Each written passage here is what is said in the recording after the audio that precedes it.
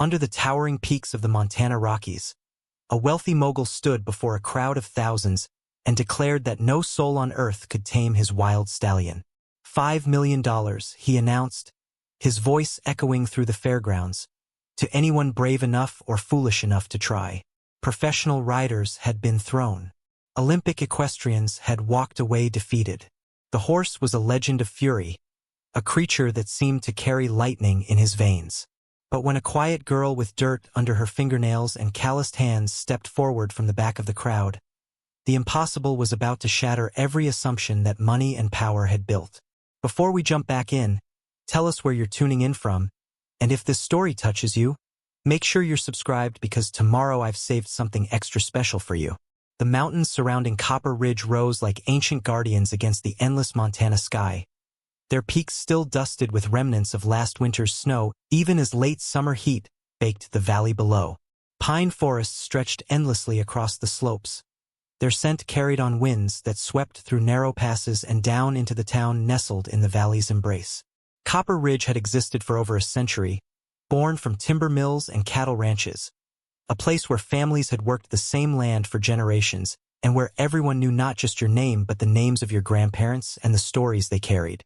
The streets were lined with weathered brick buildings, their facades unchanged since the 1920s, and the mountains loomed so close you could see individual trees on their slopes. Life moved at the pace of seasons here, measured in hay bales and snowfall, in the migration of elk through the high country and the first frost that turned the aspen groves to gold. But in recent years, something had shifted. Wealthy outsiders had begun purchasing vast tracts of land, building estates that sprawled across hillsides like glass and timber monuments to their success in distant cities. They brought helicopters and luxury vehicles, private stables with climate-controlled barns, and a kind of wealth that felt alien to people who measured richness in good soil and reliable water sources. The locals watched with mixed feelings as their town transformed, as property values climbed beyond what their children could afford, as familiar ranches were sold off piece by piece to developers who saw only investment potential where families had seen home. The division grew quietly but unmistakably, a fault line running through the community that no one spoke of directly but everyone felt. There were those who had always belonged to these mountains, whose hands bore the evidence of labor and whose faces were weathered by wind and sun.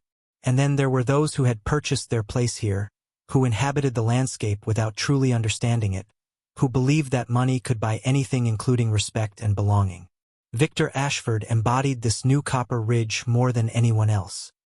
He had arrived 5 years earlier with a fortune built on commercial real estate developments across the West, buying up the old Morrison Ranch, all 5,000 acres of prime valley and foothill land that had been in one family for 4 generations until debt and drought forced them to sell. Within a year, he had transformed it into something that barely resembled a working ranch. The main house was an architectural marvel of floor-to-ceiling windows and imported stone, a lodge that could have graced the pages of luxury magazines with its soaring ceilings and designer furnishings. The outbuildings were equally impressive, with stables that featured automatic waterers and heated floors, training arenas with professional footing, and equipment that most Olympic facilities would envy.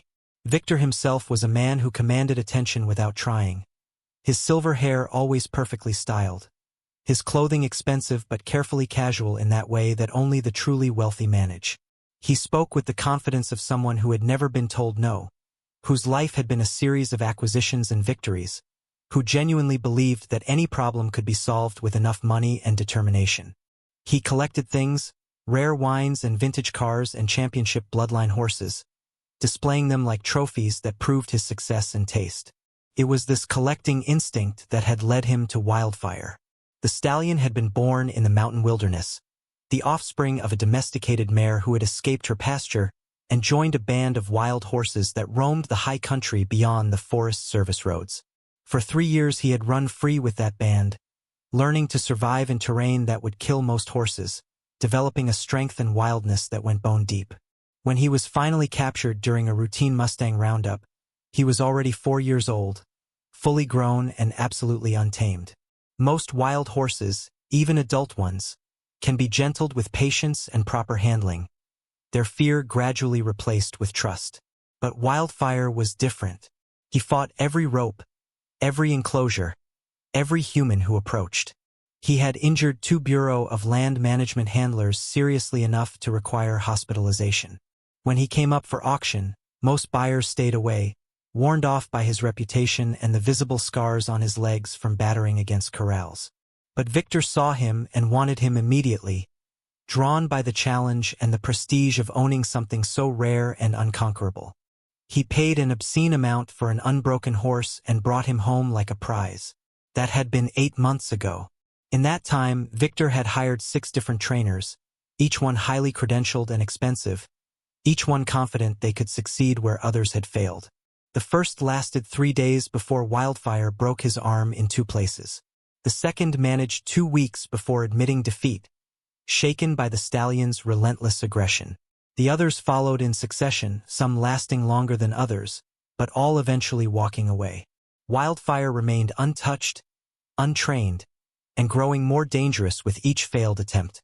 He lived in the largest corral on the Ashford property, a space reinforced with steel panels after he'd kicked through 2 sets of wooden fencing. Ranch hands approached his enclosure with caution, sliding his feed through a specially designed chute, never getting close enough for him to strike. The horse was magnificent to look at, a red roan with a coat that shifted from deep copper to pale rose depending on the light, a white blaze running down his face like a lightning strike. He stood nearly 17 hands, all muscle and coiled power, with eyes that blazed with intelligence and fury. When he moved, it was explosive, every step deliberate and forceful, his hooves striking the ground like hammers. When he called out, the sound carried across the valley, wild and haunting, as if he were crying to the mountains that had been his first home. Victor's pride had taken a beating with each failure. He was not accustomed to defeat, and the horse had become an obsession for him, a problem he could not solve despite throwing money and resources at it. His frustration grew as word spread through the equestrian community about the untrainable stallion. What had begun as a status symbol had become an embarrassment, a very public reminder that his wealth had limits. He considered selling Wildfire, cutting his losses and moving on, but that felt too much like surrender. Instead, an idea began forming, one that would turn his failure into an event, a spectacle that would draw attention and maybe even restore his reputation as someone who could make anything happen. The Copper Ridge Harvest Festival was the biggest event of the year, a 3-day celebration that marked the end of summer and brought together the entire community. There would be carnival rides and craft booths, livestock competitions and live music, barbecue smoke and the laughter of children sticky with cotton candy.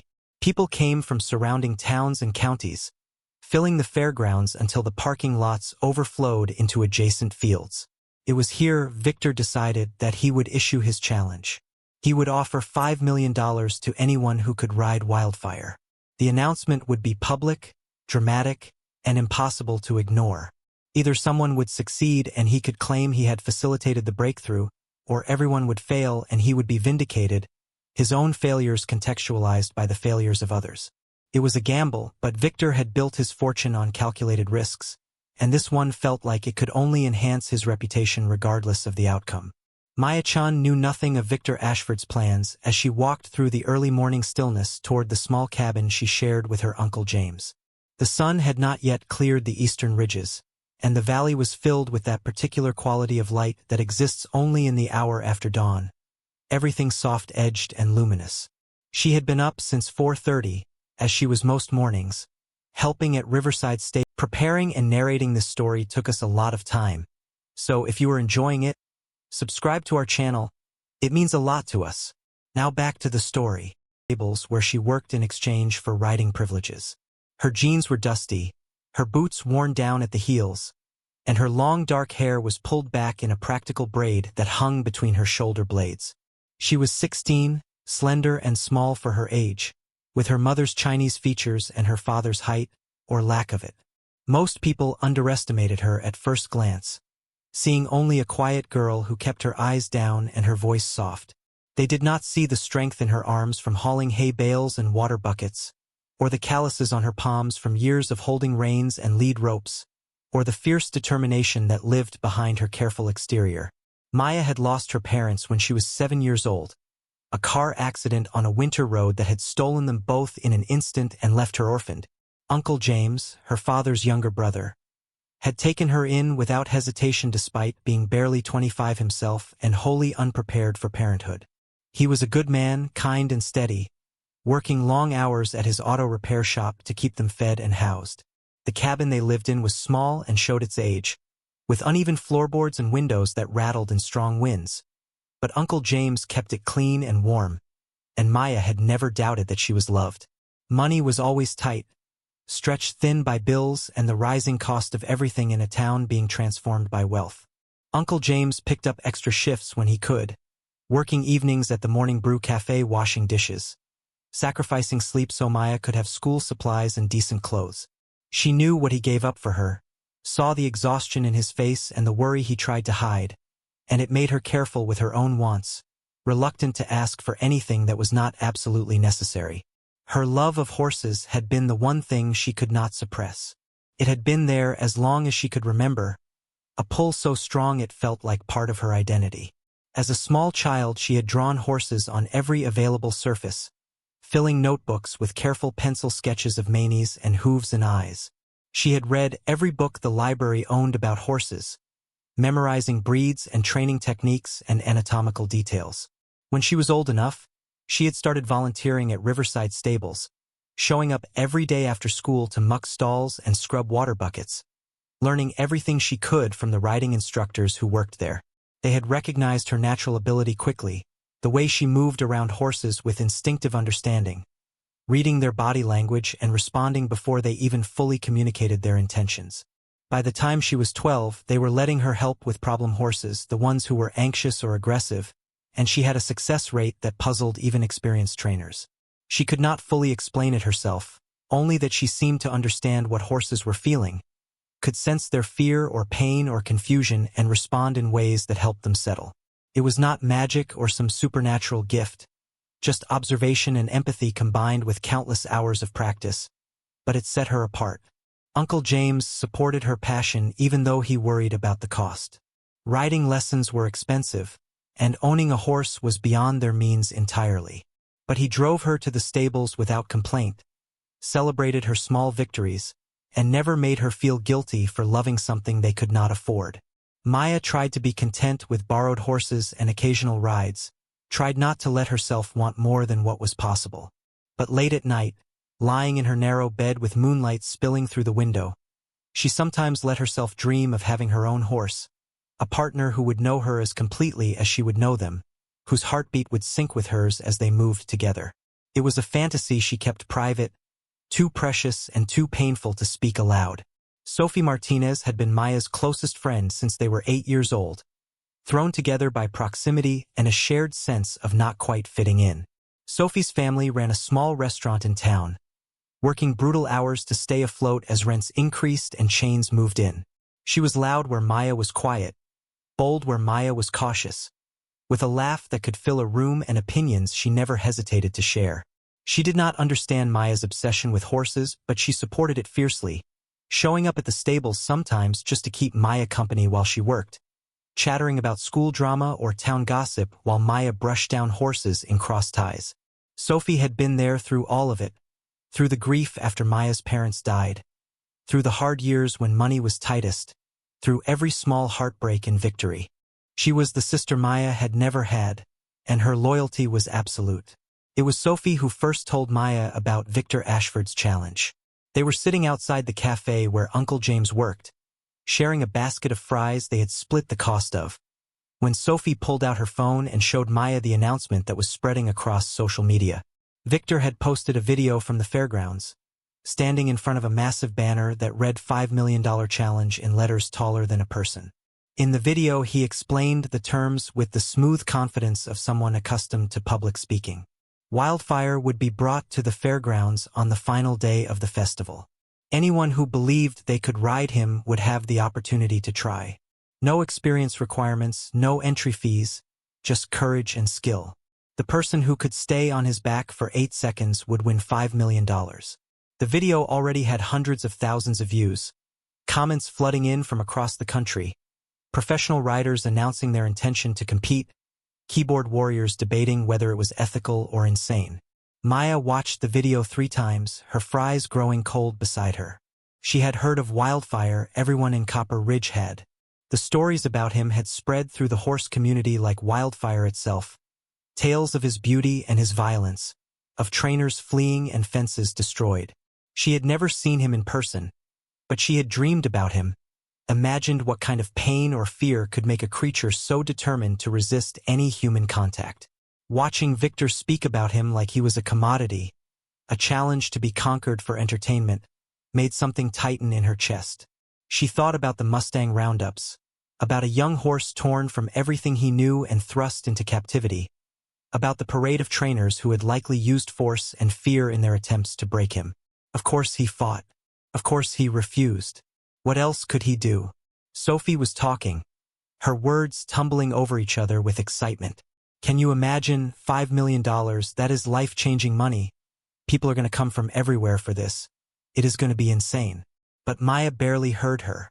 She was thinking about Wildfire alone in his reinforced corral, thinking about the wildness in him that everyone else wanted to eliminate but that she recognized as something else entirely.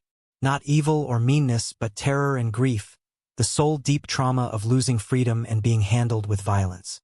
She knew what that felt like in her own way, the loss of everything familiar, the feeling of being powerless in a world that did not care what you needed or wanted. She wondered if anyone had ever approached him with gentleness, with patience, with the understanding that trust could not be forced but only offered and accepted.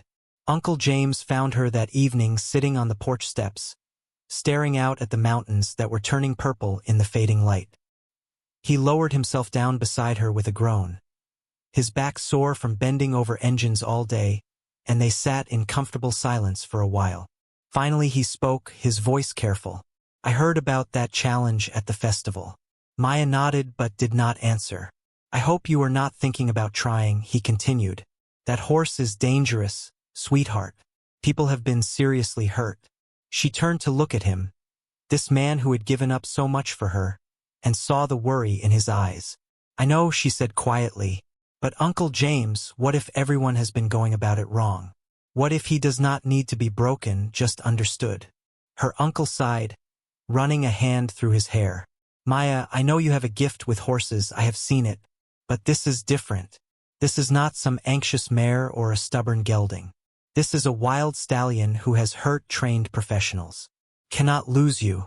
I would not survive it. His voice cracked on the last words, and Maya felt tears prick her eyes. She leaned against his shoulder, feeling small and young again.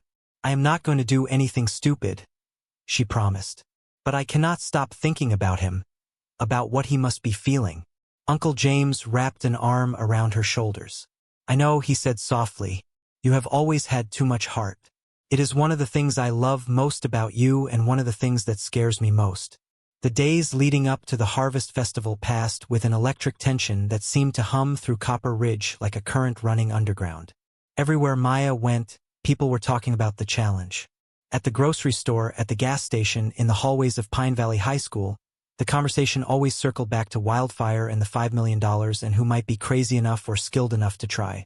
Professional riders were already arriving in town. Their expensive trailers emblazoned with sponsorship logos parked at the few hotels and campgrounds within a 50-mile radius.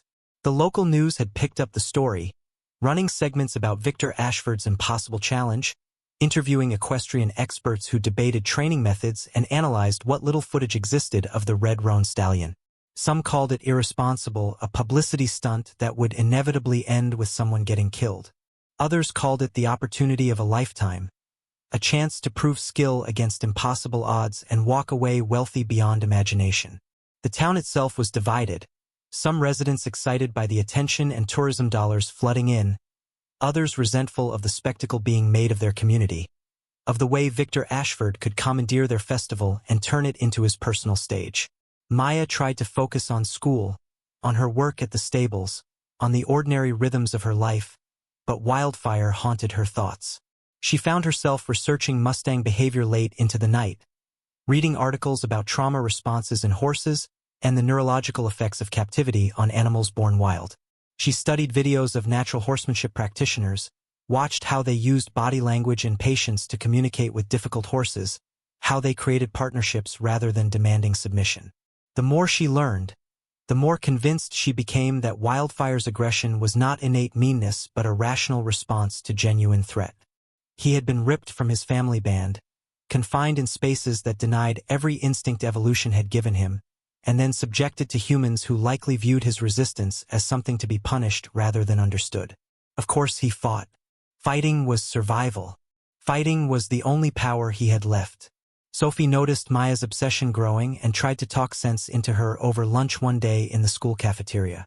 They sat at their usual corner table, trays of mediocre food pushed aside, and Sophie leaned forward with her most serious expression. "You are thinking about entering," she said flatly, not a question but an accusation.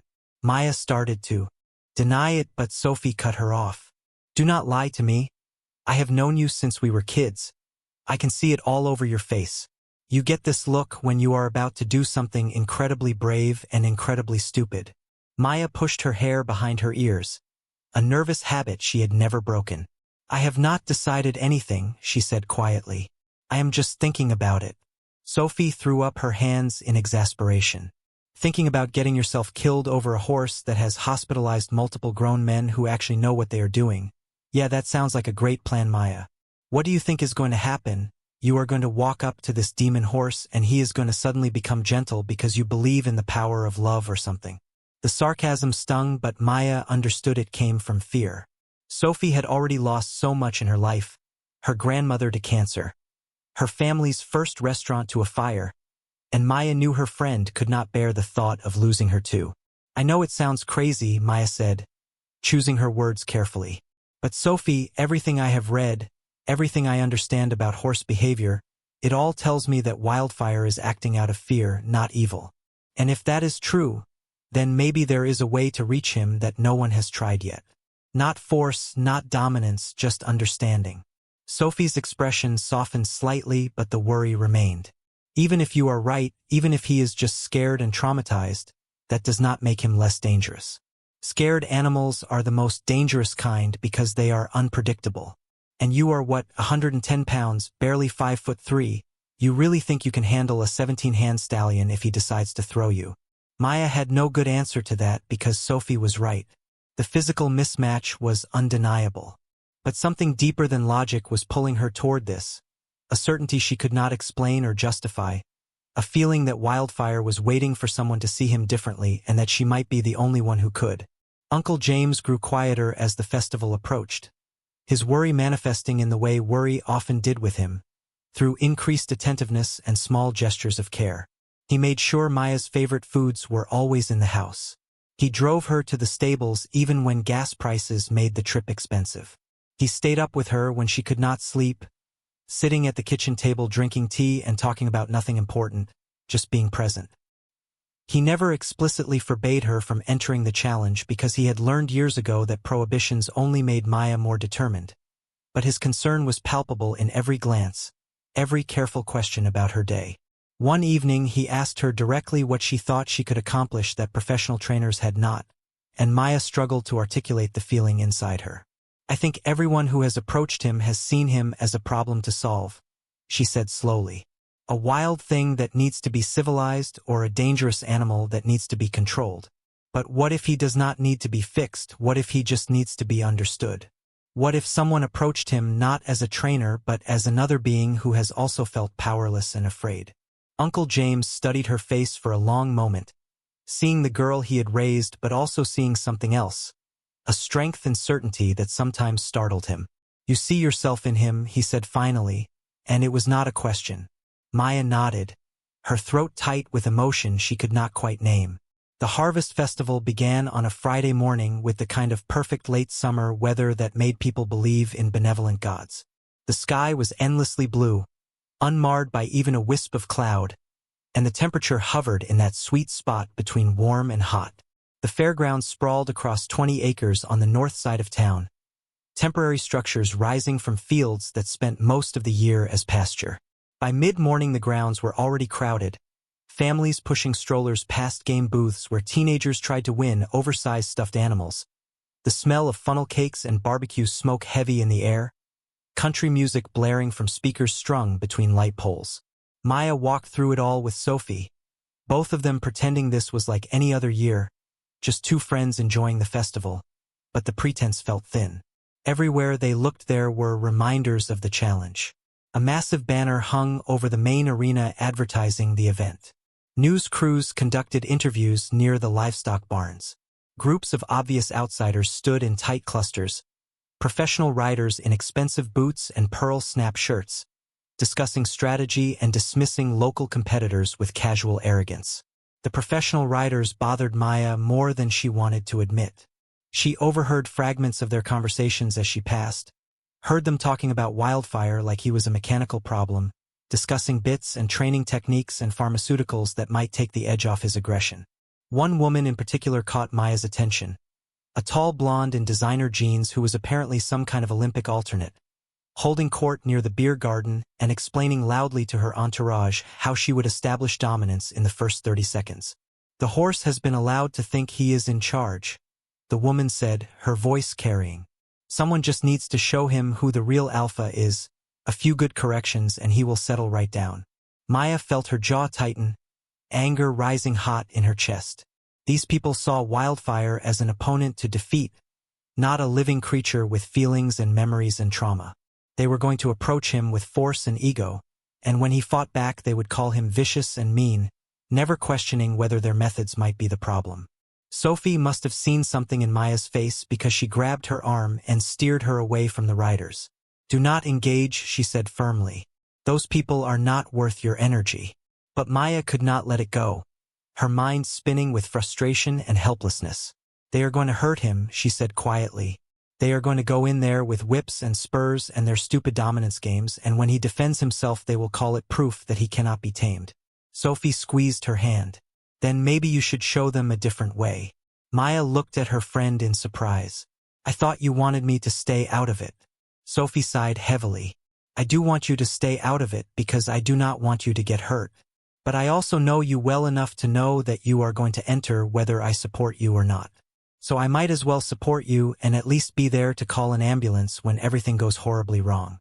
Despite the tension, Maya felt a smile tug at her lips. "You are a terrible friend." "The worst," Sophie agreed cheerfully. "Now come on, they are giving away free samples at the pie booth and I fully intend to try every single one." The first day of the festival passed in a blur of forced normalcy. Maya and Sophie rode the Ferris wheel, their feet dangling high above the fairgrounds as the sun began its descent toward the mountains. They ate too much fried food and played rigged carnival games, and pretended not to notice the growing crowds around the main arena where preparations for the challenge were underway. Workers were reinforcing the fencing, adding extra panels and height to the enclosure where Wildfire would be held. A professional announcer was testing the sound system, his voice booming across the grounds as he practiced his introduction. "Tomorrow at noon," he kept repeating. "The challenge of a lifetime. $5 million to the rider who can tame the untamable. Be there to witness history." The words made Maya's stomach churn with a mixture of anticipation and dread.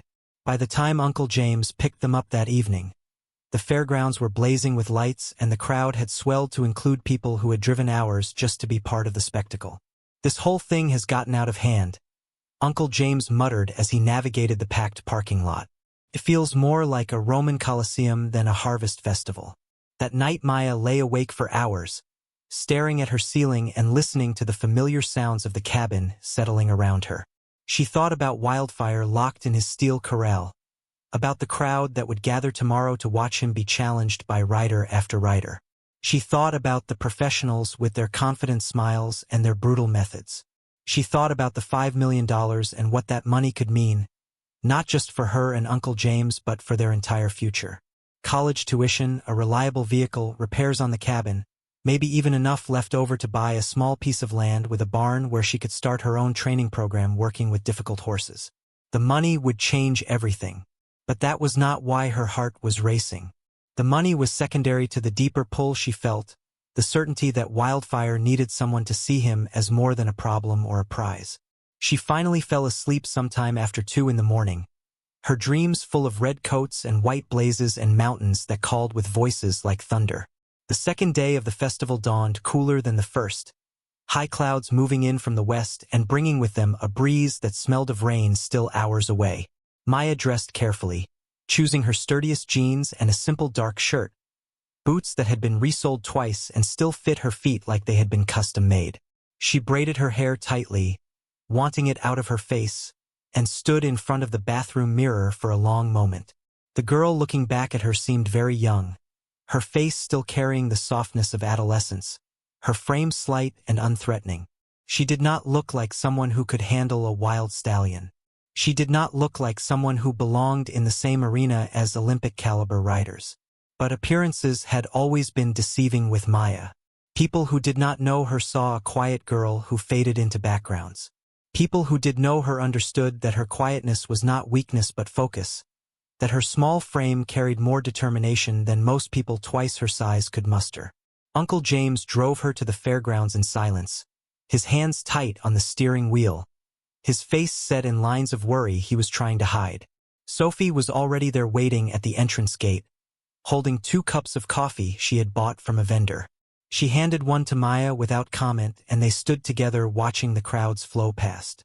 The atmosphere today was different from yesterday's casual festival energy. Today felt electric with anticipation, the kind of tension that precedes a storm or a battle. The main arena was packed an hour before the scheduled start time. Every seat filled and people standing 3 deep along the rails. News crews had claimed prime positions, their cameras already rolling, reporters speaking into microphones with the arena rising behind them. Maya spotted the professional riders gathering near the competitor entrance, a dozen or more of them, all wearing numbers pinned to their shirts, all radiating the confidence of people who had never met a challenge they could not overcome. The Olympic alternate was there, number 1 pinned prominently to her chest, holding a riding helmet that probably cost more than Uncle James made in a month. Other riders clustered around her, some stretching like athletes preparing for competition, others checking equipment with meticulous attention to detail. Maya had not registered officially. She had not seen the point in drawing attention before she had to. But now, standing at the edge of the arena and watching the scene unfold, doubt crept in cold and insidious. What made her think she could succeed where these trained professionals would fail? What made her believe that her intuition and empathy would matter against 1,000 pounds of wild horse who had every reason to hate humans? Sophie seemed to read her thoughts. "You do not have to do this," she said quietly. "No one would think less of you if you walked away right now." But that was not true, and they both knew it. Maya would think less of herself. She would spend the rest of her life wondering what might have happened if she had tried, wondering if Wildfire would have responded differently to her approach, wondering if she had let fear steal the one chance she might have had to help him. She could live with failure, but she could not live with cowardice. "I have to try," she said, and Sophie nodded like she had known that would be the answer.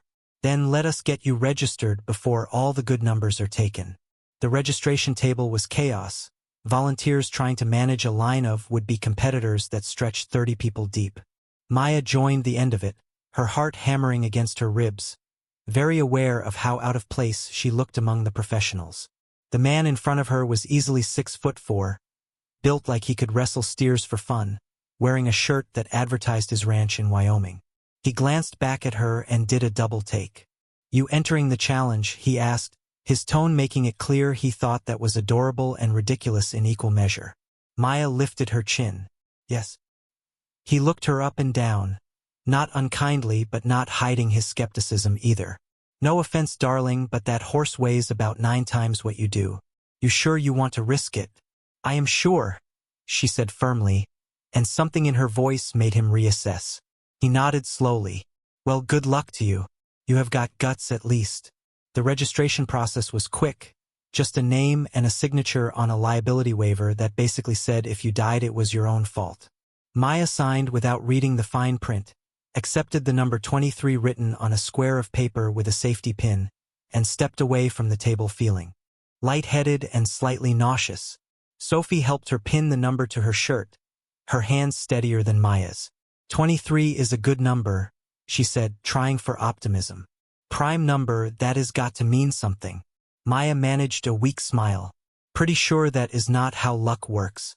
They found Uncle James in the stands, his face gray with worry, and settled in to watch the early attempts. At noon precisely, the announcer's voice boomed across the arena, welcoming everyone to what he called the event of the decade. Victor Ashford appeared in the judge's box, waving to the crowd like a benevolent monarch, clearly enjoying every moment of the attention. The announcer explained the rules: 8 seconds on the horse's back, no saddle, just a rope halter and lead line for control. Any rider thrown or dismounted before the time elapsed would be eliminated. Simple rules for an impossible task. And then, with a dramatic flourish, Wildfire was led into the arena. The crowd's reaction was immediate and visceral. Gasps and exclamations rippled through the stands as the stallion exploded into view. He was even more magnificent than Maya had imagined, his red roan coat gleaming like burnished copper in the cloudy light, muscles sliding beneath his skin with coiled power, his white blaze stark against his face like war paint. But it was his energy that truly caught attention. He did not simply walk or trot. He moved like contained lightning, every step an act of barely leashed violence.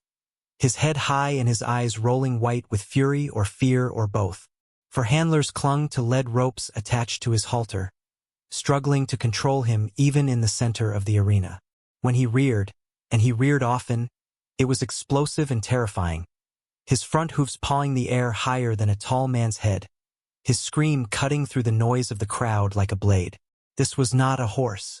This was a force of nature wearing a horse's shape, wild and furious and utterly magnificent. The first rider was the Olympic alternate number 1, approaching with visible confidence. The handlers got Wildfire positioned near the mounting block they had erected, all 4 men straining to hold him still. The woman climbed up quickly, swinging her leg over his back and settling into position with practiced ease. For 1 second, maybe 2, she sat there. Then Wildfire exploded. There was no other word for it. He went from standing to airborne in a heartbeat, his back arching, all 4 feet leaving the ground, twisting in midair with a violence that seemed physically impossible. The rider flew off like she had been launched from a catapult, hitting the ground hard enough that the sound carried to the stands. Medical personnel rushed forward immediately, but the rider was already getting up, waving them off despite an obvious limp, her face flushed with embarrassment and anger. The crowd erupted in noise, some cheering the spectacle, others gasping at the brutality of it. Wildfire circled the arena at a gallop, the handlers chasing after him, his scream of defiance echoing off the mountains. Rider after rider followed. The big man from Wyoming lasted maybe 4 seconds before being launched sideways into the dirt. A woman from Colorado claiming 20 years of bronc riding experience made it to 6 seconds, closer than anyone else, before Wildfire's twisting buck finally unseated her. A young man with multiple championship buckles on his belt was thrown so hard he briefly lost consciousness, frightening the crowd into silence until he stirred and medical staff helped him from the arena. Each failure was spectacular and terrifying. Each rider approached with confidence and was humbled within seconds. Wildfire was not just bucking. He was fighting for his life with every ounce of strength and fury he possessed. His eyes never stopped rolling, his breathing never slowed, foam gathering at his mouth from exertion and stress. Maya watched it all with growing horror and heartbreak. These riders were skilled, there was no denying that, but they were also aggressive. They mounted quickly, grabbed for the lead line hard, dug their legs in trying to grip, and Wildfire responded to each action as an attack. Because to him it was an attack. Every person who climbed onto his back was trying to dominate him, to force submission, to take away the last shred of autonomy he had. Of course he fought. What else could he do? By the time number 20 reached the arena, the mood had shifted from excitement to something darker. This was not fun anymore. This was watching an animal in profound distress being subjected to repeated trauma for entertainment. Some families had left, not wanting their children to witness what increasingly felt like cruelty.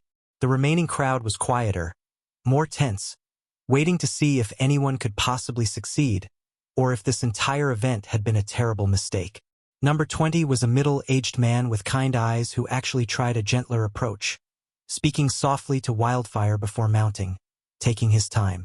Maya felt a flicker of hope. But the moment his weight settled on Wildfire's back, the stallion reacted with the same explosive violence. And within 3 seconds the rider was on the ground clutching his shoulder. Medical staff were becoming a permanent presence in the arena. More trainers standing ready with each attempt. Number 21. Number 22. Both thrown before reaching 5 seconds. The handlers were exhausted, their faces grim, and Wildfire himself was showing signs of fatigue. His sides heaving, sweat darkening his coat. But his will remained unbroken. If anything, he seemed more desperate with each rider, more frantic. His movements edged with something that looked less like anger and more like terror. Maya could not watch anymore. She stood abruptly, startling Sophie and Uncle James. "I cannot sit here," she said, her voice shaking. "I have to try." Uncle James grabbed her hand. "Maya, please, you have seen what happens. This is not safe. I am begging you, do not do this." She looked at him with tears in her eyes. "Uncle James, he is terrified. Everyone is approaching him like an enemy and he is just defending himself. Someone has to try something different. Someone has to show him that not all humans mean harm. Please understand." His face crumpled with fear and love and the terrible knowledge that he could not stop her. Sophie hugged her fiercely. "If you die, I am going to kill you," she whispered, and Maya laughed despite everything, the sound wavering but real. She made her way down from the stands, her legs unsteady. Number 23 pinned to her chest, feeling heavier than it should. Other competitors watched her approach with expressions ranging from pity to confusion. The announcer was calling for number 23, his voice carrying across the now eerily quiet arena. Maya stepped through the gate into the dirt of the arena floor and time seemed to slow. Wildfire stood at the far end, handlers struggling to hold him, his sides heaving with exertion, foam and sweat mixing.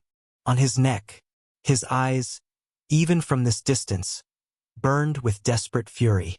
And Maya, small and slight and terrified but determined, began walking toward him, toward the impossible, toward the moment that would either vindicate everything she believed or prove her fatally wrong.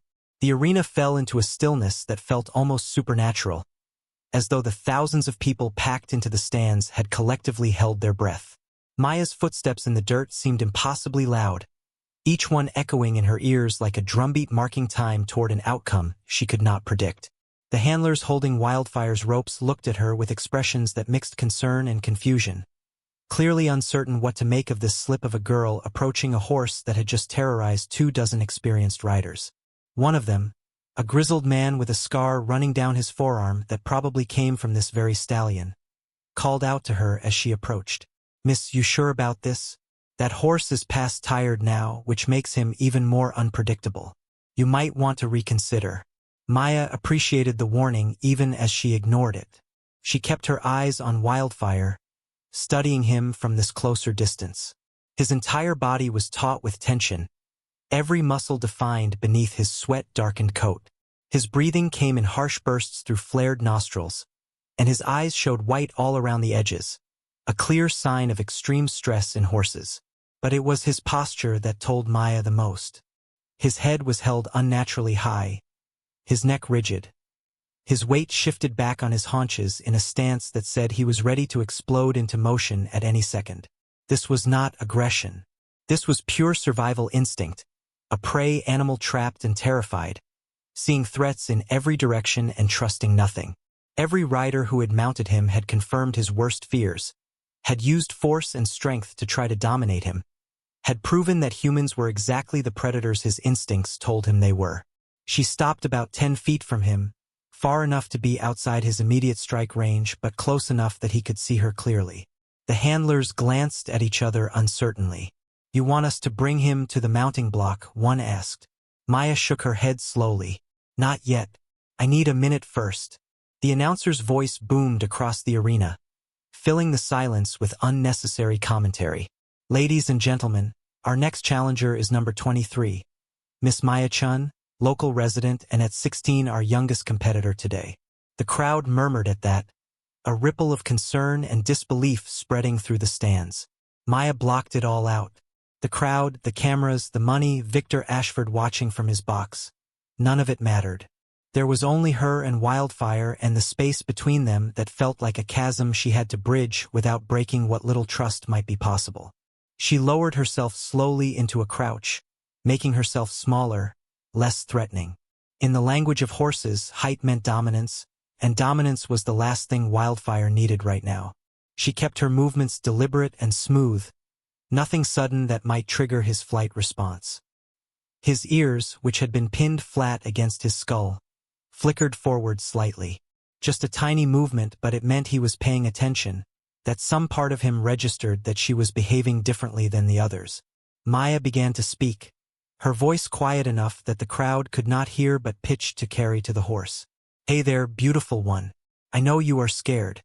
I know every person who has touched you today has hurt you or tried to control you. I am not going to do that. I am not here to fight you or break you or prove anything except that maybe one human can be trusted." Wildfire's head lowered fractionally, his neck relaxing by perhaps an inch. The handlers noticed it too, their grips on the ropes easing slightly as the stallion's rigid tension began to soften. Maya continued speaking, her words less important than her tone, which carried no demand or aggression, only a gentle steadiness. "You did not ask for any of this. You were born free in those mountains, running with your family, and then everything was taken from you. Your freedom, your herd, your home. And then humans kept trying to make you into something you are not, kept punishing you for being exactly what you were made to be. I am so sorry for what has been done to you. You deserved better." She stayed in her crouch, making no move to approach closer, just existing in his space without threat. Minutes passed, though to Maya it felt like both seconds and hours. The crowd grew restless, confused by this strange non-action, by the girl who was not mounting the horse or even really doing anything except talking quietly and waiting. Some people in the stands began to grumble. A few shouted for her to get on with it, but Maya remained focused entirely on Wildfire. She watched his breathing begin to slow, watched the white rim around his eyes diminish slightly, watched his weight shift from his haunches to a more balanced stance. These were tiny changes, barely perceptible, but they told her that he was coming down from the peak of his panic response, that he was beginning to assess rather than simply react. Very slowly, Maya rose from her crouch and took a single step forward. Wildfire's head came up immediately, his muscles tensing, and Maya froze. She lowered her eyes, another submissive gesture in horse language, showing him she was not challenging him or staring him down like a predator would. She took a breath and held her position until she felt him settle again, then took another small step. The process was agonizingly slow. The announcer had gone silent, perhaps sensing that his commentary would break whatever fragile thing was happening in the arena. The only sounds were the wind moving through the fairground flags, the distant noise of the carnival rides outside the arena, and Maya's quiet voice continuing its gentle murmur of reassurance and apology and understanding. After what felt like an eternity but was probably only 5 minutes, Maya stood within arm's reach of Wildfire. The handlers had gone completely still, hardly daring to breathe, their ropes now slack as the stallion stood quieter than he had all day. Up close he was even more magnificent, every detail of him speaking to the wildness that lived in his bones. His eyes, now that the panic had receded somewhat, were a deep brown flecked with gold, intelligent and watchful. His forelock fell between his eyes in a tangle of black and red, and his muzzle, soft despite everything, quivered slightly with each breath. Maya could see the scars on his legs from battering against enclosures, could see the places where ropes had rubbed his skin raw, could see the physical evidence of his months in captivity. She lifted her hand very slowly, telegraph-ing her intention long before she moved, giving him every opportunity to react or retreat. Her hand rose at a glacial pace until it hovered near his shoulder, still not touching, just existing in his space. "I would like to touch you," she said softly, "just to let you know I see you as more than a challenge or a prize. But only if you allow it. I will not force anything. The choice is yours." Wildfire's ears swiveled, tracking her voice, and after a long moment where everything hung in balance, he took a single step toward her. It was such a small movement, barely a foot, but it closed the distance so that her hovering hand now rested against the warm, solid muscle of his shoulder. The crowd erupted. People were on their feet, some cheering, some crying, all of them responding to the impossible image before them. The wild horse that had thrown 24 riders standing quietly while a teenage girl rested her hand on his shoulder as gently as if he were made of spun glass. Maya barely heard them. All her attention was focused on the feeling of Wildfire's skin beneath her palm, on the rapid beat of his heart that she could feel thrumming through his body, on the way he held himself still but not rigid, allowing the touch but ready to flee if it became threatening. She began to move her hand in slow circles, a gentle massage that carried no agenda except connection. His coat was rough with dried sweat and dust, his body heat radiating against her palm, and beneath it all she could feel the aliveness of him, the barely contained energy that spoke to his essential wildness. She spent long minutes just standing there, her hand on his shoulder, speaking quietly to him about nothing important. She told him about the mountains she could see from her bedroom window, about the wild horses she had read about that still ran free in Nevada and Wyoming, about how she believed he remembered his first years of freedom and how that memory must feel like a wound that never healed. She told him about losing her parents, about the feeling of having your whole world torn apart through no fault of your own, about learning to live in a reality you never chose. She did not know if he understood the words, but she thought maybe he understood the intent, the offering of shared pain and survival. Finally, she took a breath and stepped back slightly. "I need to try to get on your back now," she said, her voice steady despite the fear coursing through her. "Not to dominate you or hurt you, just to show everyone here that you can choose to trust. But if you do not want to, if you need to throw me to feel safe, I understand. I will not be angry. I just need you to know that I see you, that I respect what you are." The handlers moved carefully to position Wildfire near the mounting block, and for the first time all day the stallion walked with them rather than fighting every step. Maya climbed the block on shaking legs, very aware of every eye in the arena focused on her, very aware that this was the moment where everything would either validate her approach or prove her fatally naive. She stood on the top of the mounting block, level with Wildfire's back, and paused. The other riders had mounted quickly, swinging aboard in one smooth, practiced motion. Maya did not do that. Instead, she leaned forward slowly, draping herself across his back without actually sitting up, giving him time to feel her weight without the full pressure. Wildfire tensed, his muscles bunching, and Maya froze. She stayed draped across him, her upper body on his back but her legs still on the mounting block, and continued speaking quietly. "I am right here. You are safe. I promise I am not going to hurt you." She felt him tremble beneath her, felt the powerful muscles in his shoulders bunch and release, and then, incredibly, felt him take a breath and hold steady. She eased herself the rest of the way onto his back, moving with infinite care, distributing her weight as evenly as possible. Her legs barely reached around his barrel, her small frame dwarfed by his size, and for a moment the absurdity of it struck her. She must look like a child on a draft horse, completely overwhelmed by the animal beneath her. But she was there, sitting on his back, and Wildfire was not moving.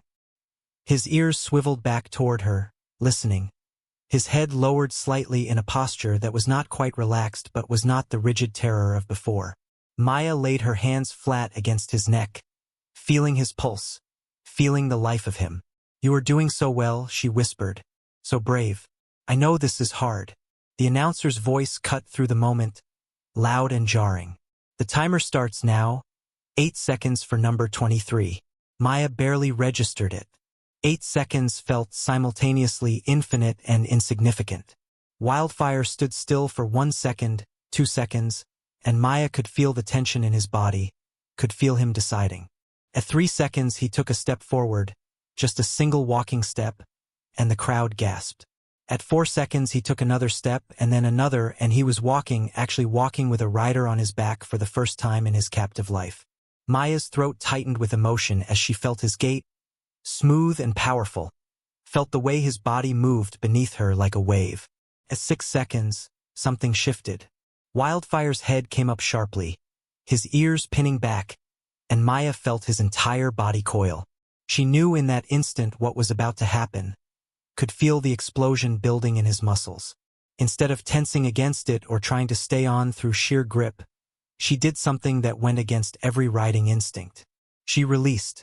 She loosened her legs, sat back, and spoke to him urgently but without panic. "It is okay, you do what you need to do, I trust you." At 7 seconds, Wildfire bucked, a twisting, powerful movement that launched Maya into the air. She flew several feet before hitting the ground hard enough to knock the wind from her lungs, rolling instinctively to avoid hooves as Wildfire kicked out again, emptying his fear and frustration into the air. But then something remarkable happened. Wildfire stopped. He did not run. He did not continue bucking or thrashing. He stopped mid-arena, his sides heaving, and turned to look back at where Maya lay in the dirt trying to catch her breath. The handlers started to move toward him but froze when he took a step toward Maya. Then another step, walking back to her of his own accord. The crowd had gone silent again, everyone watching as the stallion who had been so wild and violent approached the girl who had just been thrown. Maya pushed herself up to sitting, dust covering her clothes, her shoulder aching but nothing broken. She stayed seated in the dirt, not standing or moving quickly, just watching as Wildfire walked right up to her and lowered his head until his muzzle was inches from her face. For a long moment they stayed like that, girl and horse, both of them breathing hard, both of them having survived something important. Then Wildfire did something that made several people in the crowd audibly cry out in amazement. He extended his neck further and rested his muzzle against Maya's shoulder. Not aggressive, not biting, just touching her with the kind of gentle deliberateness that horses reserve for herd mates they trust. Maya lifted her hand slowly and touched his face, running her fingers down the white blaze, and Wildfire stood perfectly still for it. His eyes half closed, some of the tension finally draining from his body. "I know," she whispered. "I know you are not ready yet. That is okay. You do not have to be ready.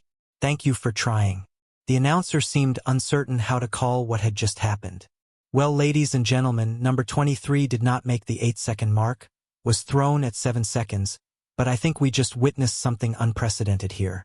The crowd erupted into applause, not the wild excitement of before but something deeper, a recognition that what they had just seen mattered in ways that had nothing to do with 8 seconds or $5 million.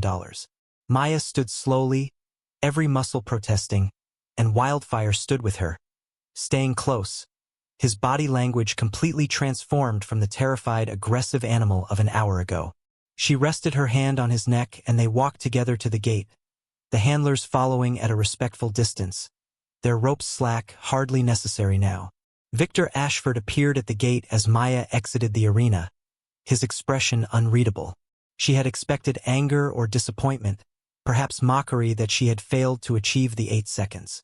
Instead he studied her with something that might have been respect, his sharp businessman's eyes taking in the dirt covering her clothes, the way Wildfire stood quietly beside her, the fundamental shift that even a non-horse person could perceive.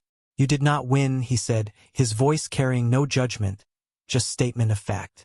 Maya met his eyes steadily. "No, I did not win. But I did not lose either. Look at him. He walked back to me after throwing me. He chose to come back. That is worth more than 8 seconds of forced compliance."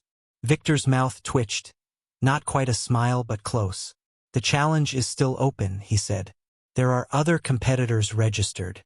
But I do not think anyone else is going to succeed today, and honestly after watching that, I am not sure the 8-second rule captures what success actually means with a horse like this." He paused, seeming to struggle with something internal. "What you did in there, that was not training. That was communication. I have spent 8 months and hundreds of thousands of dollars trying to break that horse, and in 15 minutes you showed me I have been thinking about the problem entirely wrong." Maya did not know what to say to that, her mind still reeling from adrenaline and the ache in her body and the feeling of Wildfire's muzzle against her shoulder. Victor continued, his voice quieter now. "The challenge stands, but I would like to make you a different offer. Work with him. Not here, not in front of crowds, just you and him and time. No timeline, no pressure. Just see if you can build on what happened today. I will cover all costs, pay you for your time, whatever you need. And if you succeed, if you can get him to a place where he can be ridden safely and willingly, the $5 million is yours regardless of the 8 seconds." Maya stared at him in shock. She had been prepared for failure and its consequences, had not allowed herself to imagine success. And now here was an offer that felt too big to comprehend. Uncle James appeared at her elbow, Sophie right behind him, both of them having pushed through the crowd. Uncle James's face was pale with residual fear, but his eyes were proud.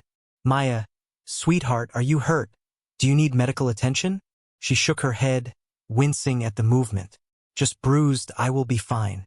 Sophie grabbed her in a fierce hug, whispering things that were half scolding and half amazed.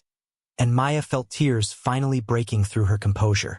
She had held it together through everything, but now, surrounded by the people who loved her, and with Wildfire's warm presence at her back, the emotion overwhelmed her. Victor waited patiently for them to collect themselves, then repeated his offer.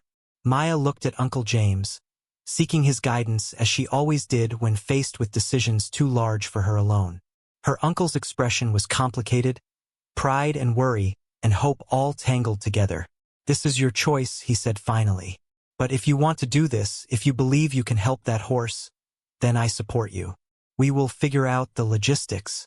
Maya turned to look at Wildfire, who stood with his head lowered, exhaustion finally catching up with him, his sides still heaving but his eyes quiet. She thought about months of work ahead, about the patience it would require, about the possibility of failure and the certainty of difficulty. She thought about what it would mean to have the resources to do this properly, to give Wildfire the time and space he needed to heal. And she thought about the moment he had walked back to her, the choice he had made to approach rather than flee, the tiny seed of trust that had been planted. She looked back at Victor and nodded. "I will do it, but on my terms. No timelines, no crowds, no interference. Just me and him and however long it takes. And if at any point I believe what I am doing is harmful to him, I stop. The money does not matter more than his well-being." Victor extended his hand. "Agreed. Welcome to the team, Miss Chen." Maya shook his hand, her own small and dirt streaked against his, and felt the weight of responsibility settle onto her shoulders. She had no idea if she could actually succeed, if the connection she had made today could be built into something lasting, if Wildfire could ever truly recover from his trauma.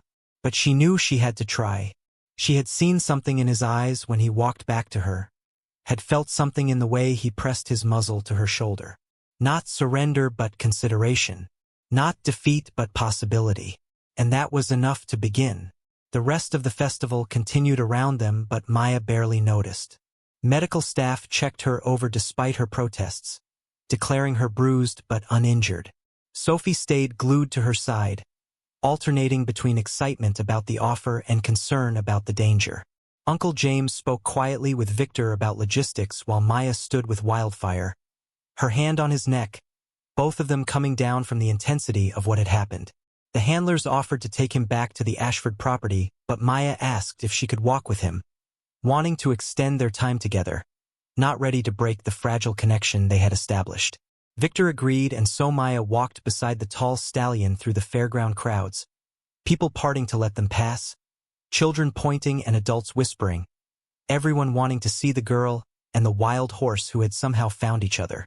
By the time they reached the trailer that would transport Wildfire back to the estate, the sun was beginning its descent toward the mountains, painting everything in shades of amber and rose. Maya helped load him, speaking quietly the whole time, making sure he understood she was not abandoning him even as she had to let him go for now. He walked into the trailer with far less resistance than he had shown that morning, his trust in her just strong enough to override his fear of the enclosed space. Before they closed the door, he turned back to look at her one more time, and Maya pressed her forehead briefly to his muzzle. "I will see you tomorrow," she promised. "We are going to figure this out together." The drive home was quiet, Uncle James's hands steady on the wheel, while Maya sat in the passenger seat, feeling like she had lived an entire lifetime in the span of one afternoon. Her body ached. Her mind raced with everything that had happened and everything that lay ahead. But beneath it all was a steady pulse of certainty. She had found her purpose. She had found the one thing she was meant to do.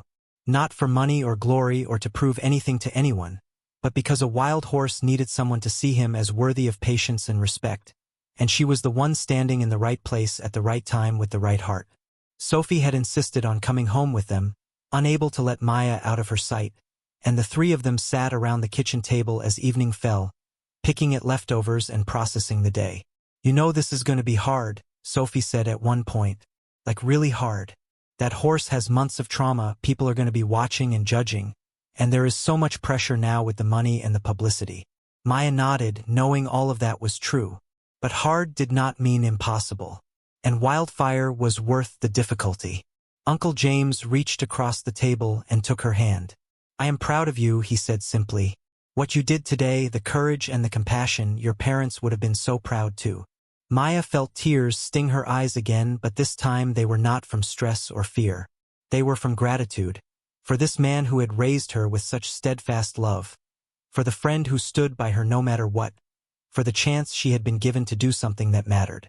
She went to bed that night with her curtains open, so she could see the mountains dark against the star-filled sky. Somewhere out there, past the town lights and up the long drive to the Ashford estate, Wildfire stood in his corral under these same stars. She wondered if he could see the mountains from where he was, if they called to him the way they called to her, if he dreamed of running free in the high country where he had been born. Tomorrow she would go to him and they would begin the real work, the slow, patient building of trust that could not be rushed or forced. Tomorrow was the start of something that would test everything she believed about horses and healing and what it meant to truly see another being. But tonight she just lay in her bed and thought about the moment he had walked back to her, the impossible choice he had made, and she let herself believe that miracles were possible for those brave enough to try. The morning after the festival arrived with a crispness that spoke of autumn's approach, the air carrying a bite that had not been there the day before. Maya woke before her alarm, her body protesting every movement as yesterday's impact made itself known through her muscles and joints. She stood in front of her mirror examining the bruise that had bloomed across her shoulder and ribs, a spectacular display of purple and blue that would deepen over the next few days. But the pain felt distant, insignificant compared to the anticipation thrumming through her veins. Today she would begin working with Wildfire in earnest, not in front of crowds or cameras, but in the quiet privacy that real healing required. Uncle James was already up when she emerged from her room, coffee brewing and breakfast waiting on the table. He studied her careful movements as she sat down, noting the wince she tried to hide. "You sure you are up for this today?" he asked gently. "You took a hard fall yesterday, maybe you should rest." Maya shook her head, accepting the coffee gratefully. "If I wait, I will lose momentum. He needs to see me again soon, needs to know yesterday was not a one-time thing." Uncle James nodded slowly, understanding even as worry creased his forehead. "Victor called this morning while you were still asleep. He has set up a private space for you to work, away from the main ranch operations, just you and the horse. Said he would have supplies delivered, anything you think you might need." Maya felt a flutter of nervousness at the reality of what lay ahead. The festival had been one moment, intense and public and fueled by adrenaline. What came next would be weeks or months of patient work with no guarantees. No crowds to witness small victories, just her and a traumatized horse trying to find a way forward. Sophie arrived before Maya finished breakfast, let in by Uncle James, who had clearly been expecting her.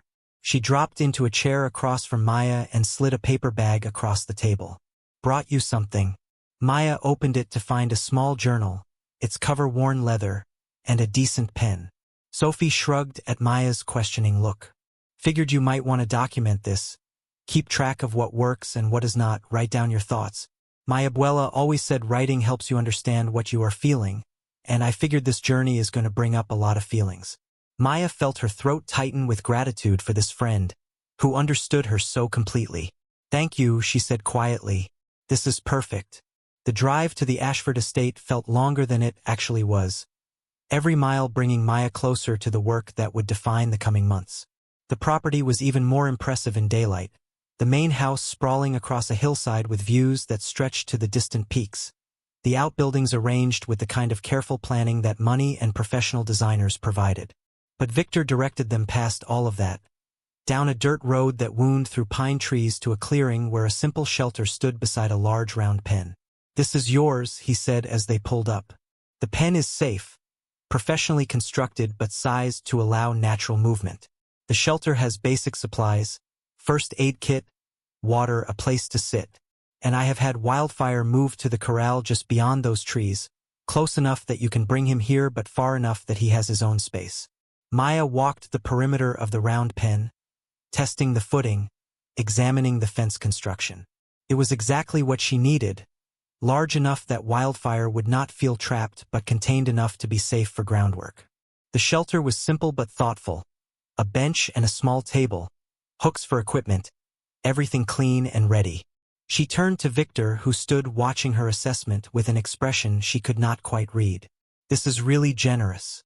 You are putting a lot of resources into something that might not work. Victor's jaw tightened slightly.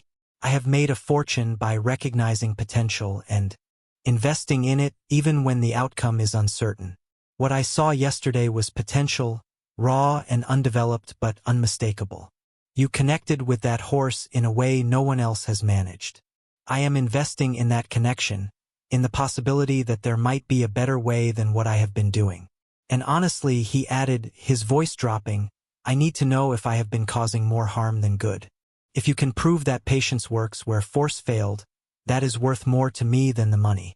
Uncle James and Sophie helped Maya carry supplies from the truck, the journal Sophie had given her, some basic grooming tools Victor had provided, treats that probably would not work yet but might eventually, a rope halter that was softer than standard equipment. Then Uncle James pulled her into a tight hug. Be careful, he said against her hair. Do not push too hard too fast. Pride is not worth your life. I know, she promised, meaning it. Uncle James and Sophie left reluctantly, both looking back multiple times as they drove away. And then Maya was alone with only the sound of wind in the pines and the distant call of a raven. She sat on the bench in the shelter and opened the journal to the first page, dating it carefully. Day 1, she wrote. Beginning work with Wildfire. Goal. Re-establish connection from yesterday and assess his baseline emotional state. No writing attempts, no pressure, just presence and observation. She walked through the trees to the corral where Wildfire had been placed, her heart rate picking up as she approached. He was standing at the far side, his head high and alert, watching her arrival with those intelligent eyes. Yesterday's exhaustion had faded and he looked powerful and wary again, all muscle and contained energy. But when he saw her, his ears came forward and he took several steps in her direction before stopping, as if uncertain whether to trust his instinct to approach. Maya felt hope bloom in her chest at that small movement toward rather than away.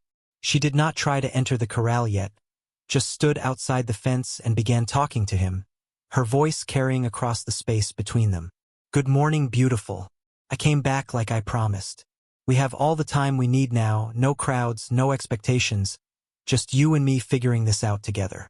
She stayed there for over an hour, just talking and existing in his space, letting him adjust to her presence without any demands. Other people would have rushed this, would have wanted to make progress immediately, to justify the time and resources being invested. But Maya understood that with trauma the slowest path was often the fastest, that every minute spent building foundation would save hours of setbacks later. Wildfire gradually relaxed as she spoke, his head lowering, his weight shifting to a resting stance. He began to graze, pulling at the sparse grass in the corral, but his attention never fully left her. Every few minutes he would lift his head and look at her, checking that she was still there, confirming she had not disappeared like a dream. When Maya finally opened the corral gate and stepped inside, moving slowly and deliberately, Wildfire tensed but did not flee to the far side as she had half expected. Instead he stood his ground, watching her approach with that mix of wariness and curiosity that suggested his memory of yesterday was influencing his response today. She stopped halfway across the corral and lowered herself into a crouch, making herself small and unthreatening. I am not going to chase you or corner you, she said quietly. I am just going to sit here for a while if that is okay with you. And she did exactly that, settling cross-legged in the dirt and simply existing in his space, occasionally speaking but mostly just breathing and being calm. Time moved differently in that corral. Maya lost track of how long she sat there, the sun climbing higher and warming the morning chill, shadows shifting across the dirt. Her legs grew stiff and her bruises ached, but she did not move except to shift occasionally for circulation. and slowly, incrementally, Wildfire began to move closer. He did not approach directly but rather grazed in a gradually tightening circle, each pass bringing him a few feet nearer to where Maya sat. She watched him from the corner of her eye, careful not to stare directly, which horses interpreted as predatory behavior, and she catalogued everything about him. The scars on his legs were more visible up close, thin white lines where hair no longer grew, evidence of his battles against fences and ropes. His mane was tangled with burrs and knots, uncared for during his months of captivity. His hooves showed signs of neglect, chipped and uneven, needing a farrier's attention, though getting one close enough to work on him would be its own challenge. After what might have been 2 hours, Wildfire stood directly beside where Maya sat, his head lowered to graze just feet from her. She could hear his breathing, smell the warm horsey scent of him, see the individual hairs of his red roan coat shifting in the breeze. Very slowly she extended one hand, not reaching for him but simply opening her palm and resting it on her knee, an invitation without demand. Wildfire's ears swiveled toward her hand, tracking it, and after a long moment he stretched his neck down and touched his muzzle to her palm. The contact lasted only a second before he pulled back. But it was enough. It was choice, freely given, and it meant everything. Maya stayed in the corral until early afternoon, until her body demanded movement and food, until she felt confident that leaving would not undo the progress they had made. She stood slowly, her joints protesting, and Wildfire watched but did not retreat. "I am going to go now," she told him, "but I will be back tomorrow and the day after and every day until you trust that I am not going anywhere." She walked to the gate without looking back, understanding that watching him would feel like pressure, and only when she was outside and the gate closed did she turn. Wildfire stood in the center of the corral, his eyes on her, and she could have sworn there was something like disappointment in his posture at her departure. She ate lunch in the shelter, documenting everything in her journal while it was fresh, analyzing each interaction and trying to identify patterns. Then she spent time in the round pen, planning future sessions, imagining how she would introduce different elements as Wildfire became more comfortable. She was so absorbed in her planning that she did not hear the vehicle approach until it was quite close. Marcus Reed, Victor's foreman, appeared carrying a cooler and looking slightly uncomfortable. "Boss asked me to bring you some supplies," he said, setting the cooler down. "Food and water. Figured you might not want to leave to get lunch." He paused, then added, "What you did yesterday at the festival, that was something else. I have worked with horses my whole life and I have never seen anything quite like it." Maya thanked him for the supplies and Marcus lingered, clearly wanting to say more. "Look," he finally continued, "I am the one who has been overseeing Wildfire's care these past months, coordinating the trainers, making sure he was fed and watered. And I have watched him get worse instead of better, seen him become more aggressive and desperate. Part of me wondered if we should just let him go, release him back to the wild, even though they say once a Mustang has been captive it cannot survive out there anymore. But what you did yesterday, the way he responded to you, that was the first time I have seen anything like hope for him. So I guess what I am saying is thank you for trying. Even if it does not work out, thank you for seeing him as worth the effort." The words settled heavy in Maya's chest. She had been focused on Wildfire's trauma and her own determination, but she had not fully considered how many people had been carrying guilt and helplessness about this horse. How many had wanted to help but did not know how. Marcus left and Maya returned to the corral, finding Wildfire standing at the fence closest to the shelter as if he had been waiting for her return. She spent another hour with him, this time bringing the soft rope halter she had selected. She did not try to put it on him, just let him investigate it, smell it, touch it with his muzzle. Desensitization would be a crucial part of their work, helping him learn that equipment did not mean pain or loss of control. By the time she left that evening, exhausted and aching but deeply satisfied, Wildfire was allowing her to touch his neck and shoulder freely, leaning slightly into the contact rather than tolerating it. The days that followed established a rhythm that became the framework of Maya's life. She woke before dawn and arrived at the estate by sunrise, spending entire days in the corral or the round pen with Wildfire. Uncle James adjusted his work schedule to drive her, refusing to let her take the bus despite her protests about the gas money. Sophie came when she could, doing homework in the shelter while Maya worked, providing company during breaks and celebrating small victories. Victor appeared occasionally, always keeping his distance, watching from his truck or the tree lean, never interfering but clearly invested in the progress. And slowly, incrementally, Wildfire began to transform. The first major breakthrough came in the second week when Maya successfully placed the rope halter on him. She had spent days just draping it over his neck, letting him grow accustomed to its weight and texture, and when she finally slipped it over his nose and behind his ears, he stood quietly for it, trusting that this was not a prelude to violence.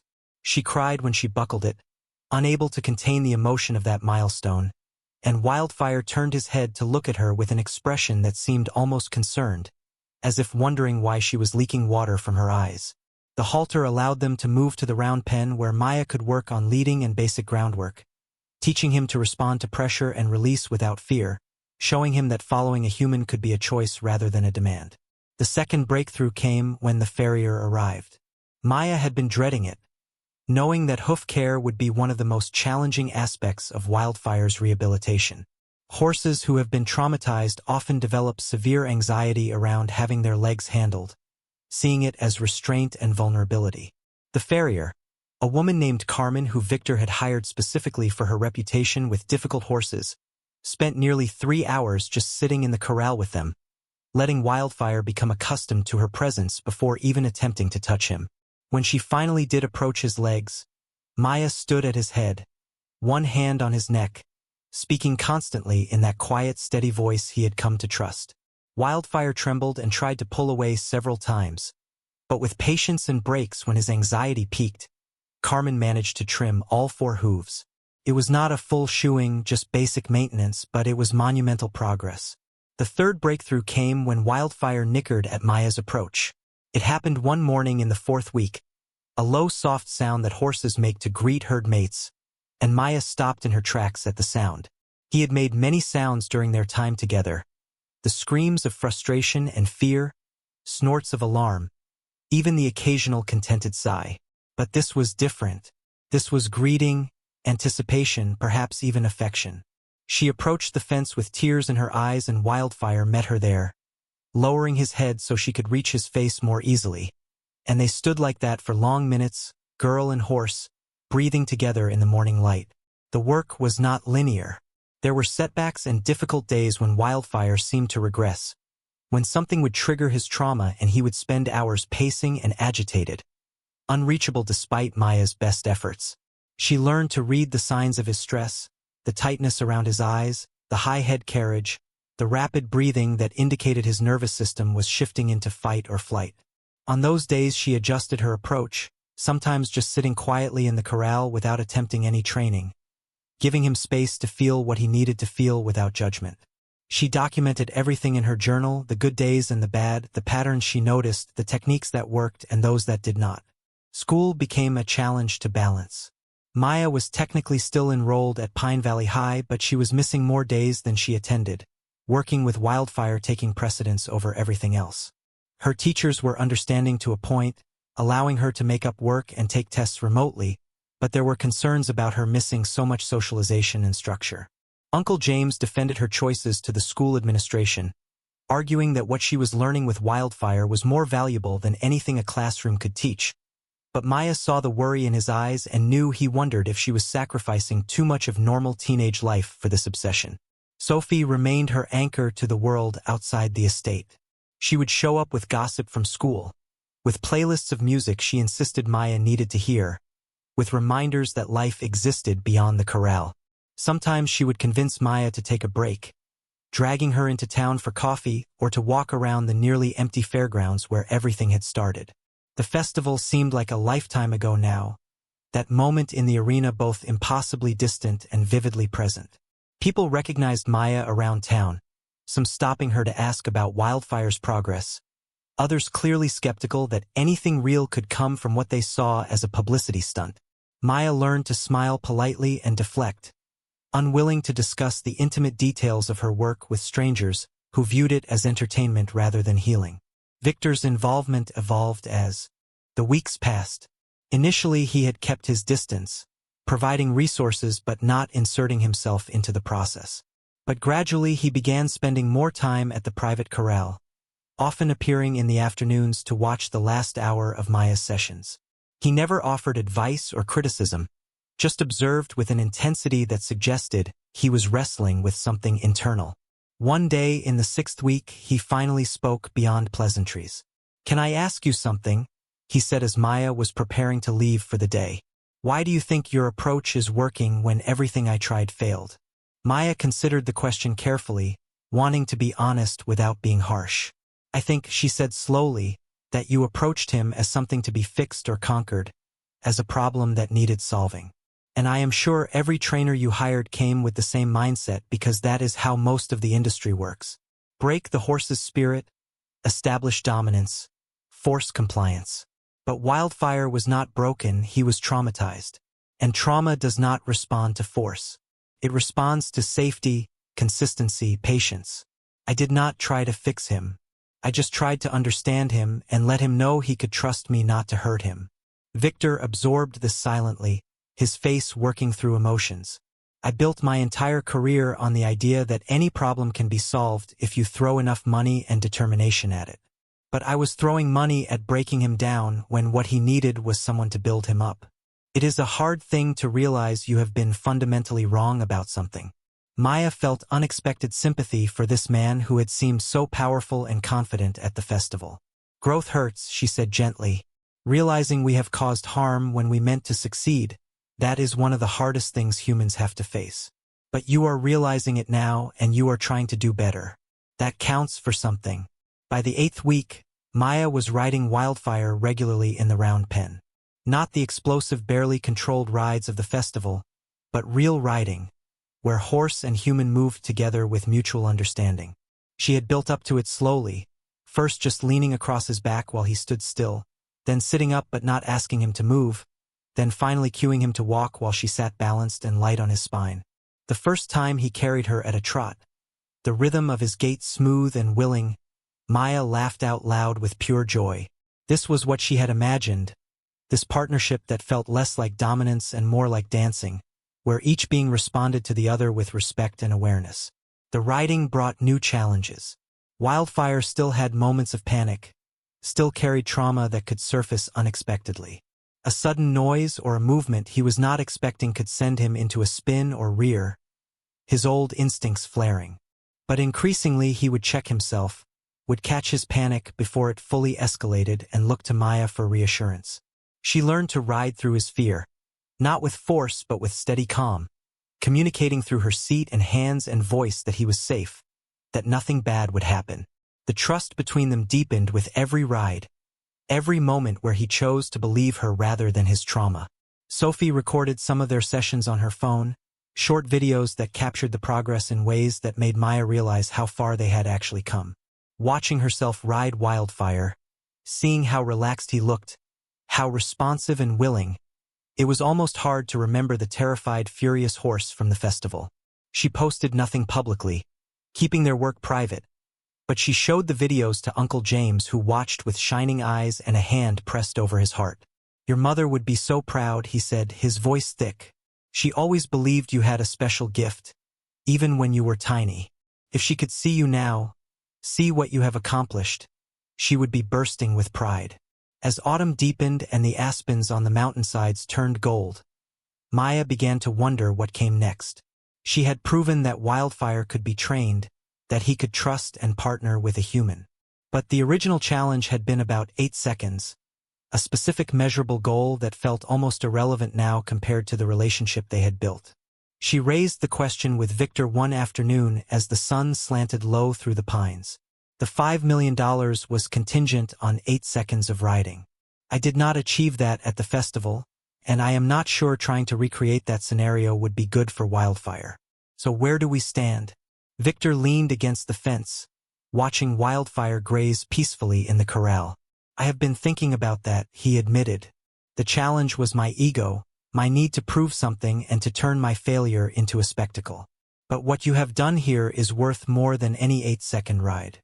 You have rehabilitated a horse everyone said was hopeless. You have proven that there is a better way." The money was meant to reward success, and by any meaningful measure you have succeeded beyond what I imagined possible.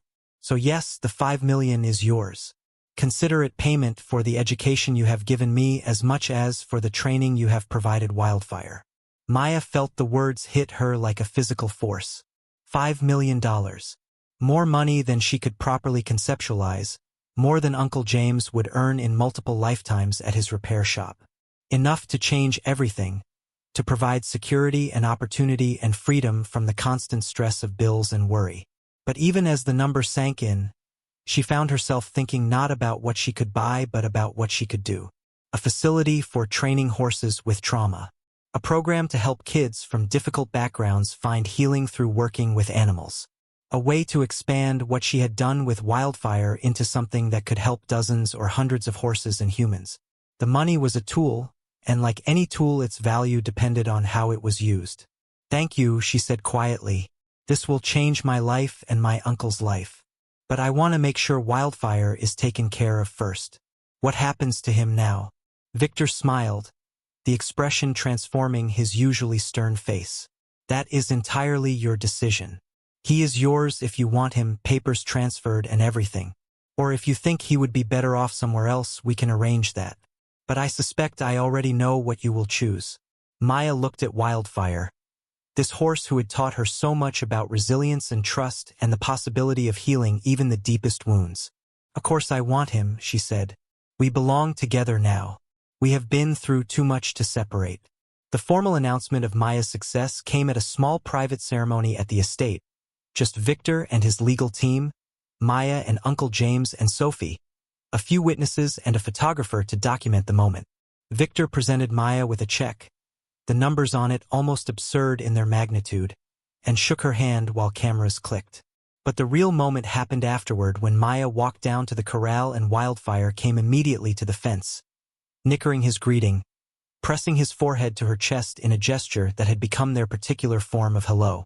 This horse had been worth every difficult moment, every setback and every small victory, every hour of patience and every act of faith. Uncle James stood beside her at the fence, his arm around her shoulders. "What are you going to do now?" he asked. "You have accomplished what you set out to do." Maya leaned into him. This man who had given her everything when she had lost her parents, who had supported her impossible dreams without question. "Now we start the real work," she said. "This was just the beginning. Wildfire showed me that healing is possible even after terrible trauma, that trust can be rebuilt even when it has been shattered. I want to help other horses like him, other beings that everyone else has given up on.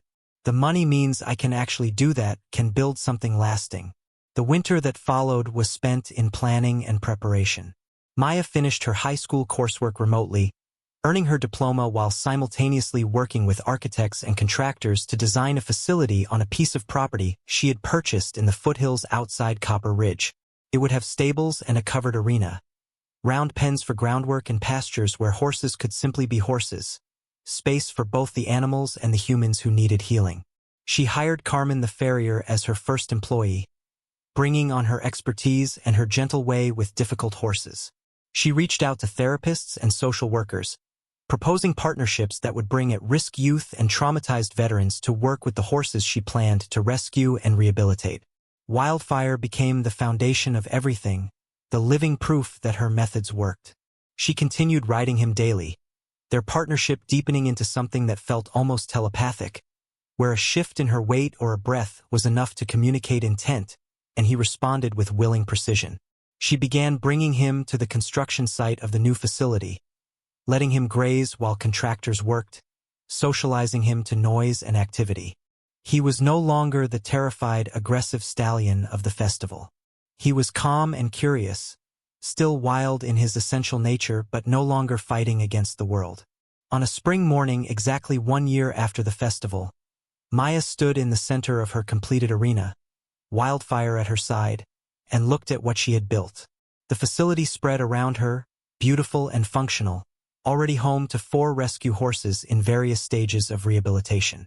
A group of teenagers from a youth services program was scheduled to arrive in the afternoon for their first session, kids who had experienced their own traumas and who might find something healing in the presence of horses who understood survival.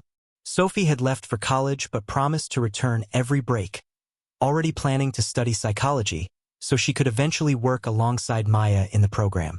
Uncle James had finally allowed himself to cut back his hours at the repair shop, spending more time at the facility helping with maintenance and construction. His face peaceful in a way Maya had never seen before. Victor visited occasionally, always bringing supplies or writing checks for operating expenses. His way of continuing to support the work he had inadvertently started with his challenge. He had become something like a friend, or perhaps a mentor, his business acumen helping Maya navigate the logistics of running a non-profit while his genuine care for Wildfire ensured his motivations were aligned with hers. The festival organizers had asked if Maya and Wildfire would make an appearance at this year's event. Perhaps do a demonstration, but she had politely declined. What she and Wildfire had was not a performance. It was a partnership built in private moments, in patient hours, in the slow accumulation of trust. It was too precious to be spectacle. As the sun climbed higher and warmed the morning into afternoon, Maya led Wildfire back to his pasture where he could see the mountains rising in the distance, those peaks where he had been born wild and free. She wondered sometimes if he remembered his first years, if he still longed for that absolute freedom. But then he would turn from watching the mountains to look at her, would walk over to press his muzzle to her shoulder, and she thought maybe he had found a different kind of freedom. Not the absence of connection, but the presence of safe connection, where trust replaced fear and partnership replaced loneliness. She had not tamed him. She had not broken his spirit or conquered his wildness. She had simply shown him that being seen and understood and respected was possible, and he had chosen to meet her halfway. The story of the girl and the wild horse spread far beyond Copper Ridge, told and retold until it took on the quality of legend. People came from across the country to see the facility, to learn Maya's methods, to understand how patience and empathy could achieve what force never could. She gave workshops and lectures, always emphasizing that there was no magic to what she did, just observation and respect and a willingness to see the world from the horse's perspective. Some people understood immediately, their faces lighting with recognition. Others struggled, too attached to old ways of dominance and control. Maya worked with both groups, planting seeds that might grow into understanding, trusting that change happened slowly but surely, one person and one horse at a time. On quiet evenings when the work was done and the facility settled into the peace of dusk, Maya would sit on the fence rail and watch Wildfire graze under the emerging stars. He had given her everything, this red-roan stallion with the white blaze and the warrior's heart. He had given her purpose and direction, had validated everything she believed about healing and connection, had shown her that the impossible was simply the possible waiting for someone brave enough to try. And she had given him something too, she hoped. A second chance, a life where his wildness was honored rather than punished. A partnership where his choice mattered and his voice was heard. They had saved each other in the end, girl and horse.